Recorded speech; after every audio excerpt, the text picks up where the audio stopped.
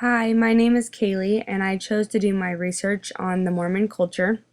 I chose this topic because I was interested in finding out more about my dad's religion as he was growing up. He no longer practices the Mormon religion, but he was able to sit down and explain to me the Mormon views and their ideas. My best friend Jessica also grew up in a Mormon family and went to church and studied the religion as well, so I also got to talk to her about what she experienced.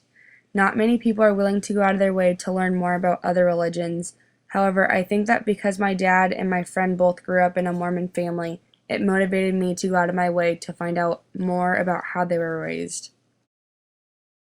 The Mormons had to follow many rules to prove that they were willing to sacrifice their time to commit to the Mormon religion.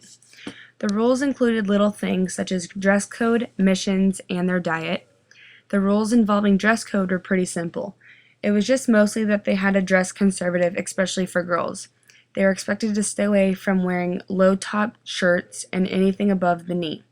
Men were to wear something nice rather than something that would make them look not well dressed. Garments were special underwear that were expected to be worn under all clothing. They weren't to be taken off unless you were bathing or during intimacy, but even then they had to be put right back on after. Missions were not forced upon anyone, but were definitely encouraged towards the teenagers after high school. The rules regarding no alcohol, drugs, caffeine, or tea were mostly to protect people from drinking or eating anything that could possibly harm your body. Mormons see the body as a gift from God, and in saying that, they wouldn't want to mess that up by drinking or eating something that could bring you any harm.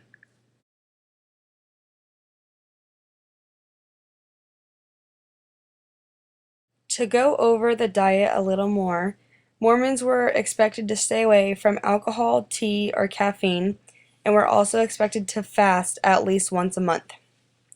Of course, this was not something you were forced to do, however, they strongly encouraged people to do this to stay clean. Not only are they harmful to the body, but these substances can also be addictive, and therefore was also motivation to stay away from these things. They practice fasting as a blessing. They see that if they are willing to give something up for their religion, then they're willing to sacrifice something important just like Jesus did. Another thing that they do is that they're very good about storing food and water in case of any emergency. They are taught to bottle their own jellies, tomatoes, vegetables, and fruits for later usage during any type of crisis.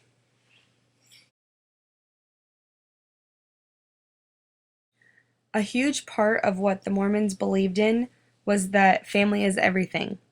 Sundays are typically reserved for family days only. This means no shopping, no hanging with friends, and kids had to stay home from any type of outdoor activities such as sports. On these Sundays, Mormons are expected to go to church with their families and then spend the rest of their day bonding with their family members.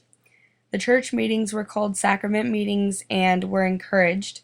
Most religious people went to these meetings to prove that they believed in sacrificing their time for their church. A big part of the Mormon religion is the missions that teenagers are encouraged to go on. These missions are for teenagers who just graduated high school, and they typically go on these missions to try and spread the word of the Mormon religion. The missionaries are all volunteers who go out and spread the word about the religion. These missions are all funded by either the missionaries themselves or their family members. The people who go on these missions see that the gospel is something that needs to be shared, so they go far to share the gospel with people they have never met. Boys who want to go on a mission are usually encouraged to save sex for marriage, and therefore if they try to attend a mission and they are not a virgin, they are to be shamed for a while before they can go on the mission. Women are usually pushed to marry a man who has served at least one mission, but this is not forced.